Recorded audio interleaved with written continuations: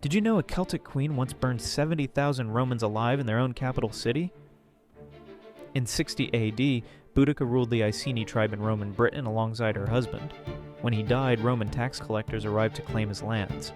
They flogged Boudica publicly and attacked her 2 daughters, leaving the royal family broken and humiliated. But instead of surrendering, she chose revenge.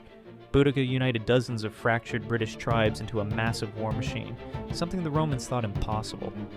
Her first target was Camulodunum, where her warriors slaughtered every Roman they found. Then came Londinium, modern-day London. Her army surrounded the city and set it ablaze, trapping 70,000 Romans inside their burning homes. Archaeologists still find thick layers of red ash from this destruction buried beneath London today. For months, she terrorized Roman Britain, but eventually faced the full Roman legions. Facing certain capture, Boudica chose poison over Roman chains. Her revolt nearly ended Roman rule in Britain forever.